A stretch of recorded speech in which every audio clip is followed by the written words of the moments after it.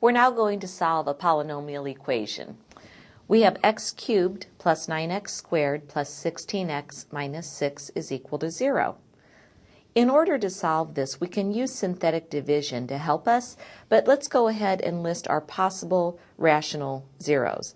And those are going to be factors of the constant term, plus or minus 6, divided by factors of the leading coefficient, which is 1.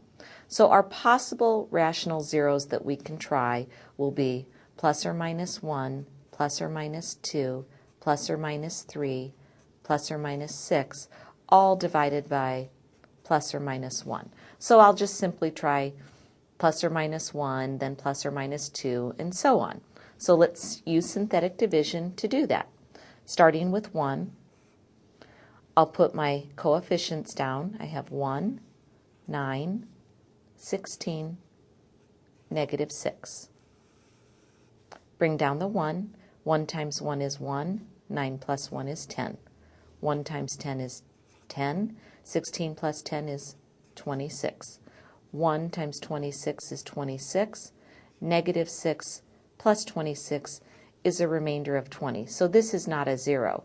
Only when I get a remainder of 0 is the value I chose a 0. So let's move on to, let's try negative 1. 1, 9, 16, negative 6. Bring down the 1. Negative 1 times 1 is negative 1. When we add 9 plus negative 1, we get 8. Negative 1 times 8 is negative 8. When we add 16 plus negative 8, we get 8.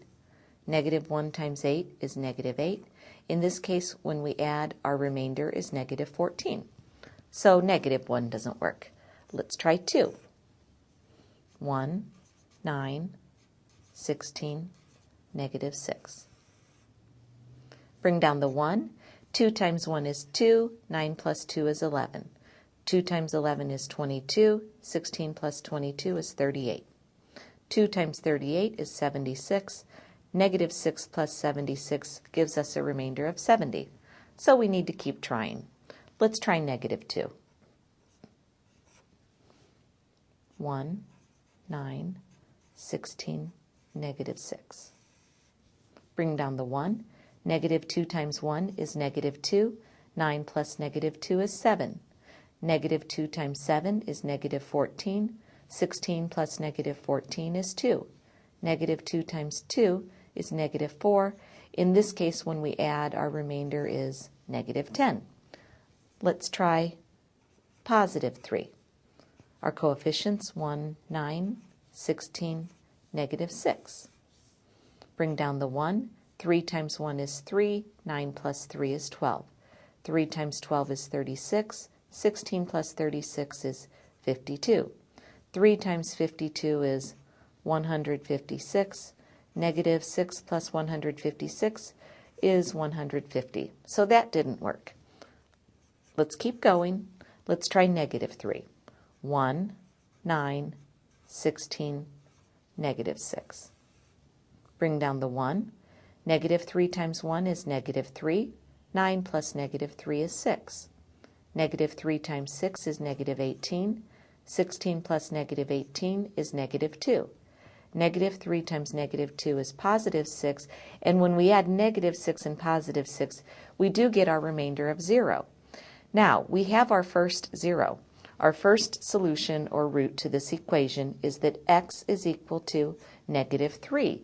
But we know that we have 2 more roots because our leading coefficient has a degree of 3. So there are 3 roots. So this last line using synthetic division, when I took x cubed plus 9x squared plus 16x minus 6 and I divided it really by x plus 3, I got this, 1 times x squared plus 6 times x minus 2. So we can find the other 2 roots by solving this equation, this quadratic equation. So let's do that. So we see that when we used x equals negative 3, that was a root to this equation, and we had left x squared plus 6x minus 2. What that really means is that our function x cubed plus 9x squared plus 16x minus 6 equals 0 can be written as two different factors. Can be written as the factor of x plus 3, because remember it's really x minus negative 3, times this other factor, x squared plus 6x minus 2. So we know already that x equals negative 3 is a 0, or it's a root. We got that by setting x plus 3 equal to 0, or x equals negative 3. The other two roots we can get by setting this quadratic function equal to 0. X squared plus 6x minus 2 equals 0. This doesn't look like it will factor, so let's go ahead and use the quadratic formula. And we have x equals negative b, which is 6, plus or minus the square root of b squared, so 6 squared, minus 4 times a, which is 1, times c, which is negative 2, all over 2 times a, which is 1. So we get negative 6 plus or minus the square root of 36, minus 4 times negative 2 becomes plus 8, all over 2, and that simplifies to negative 6 plus or minus the square root of 44, all over 2. 44 is 4 times 11. So when we take the square root of 4, we get negative 6 plus or minus 2 times the square root of 11 over 2. If we factor a 2 out of the numerator and divide it with the 2 in the denominator, we'll end up with our last two roots. And I'll write those up here.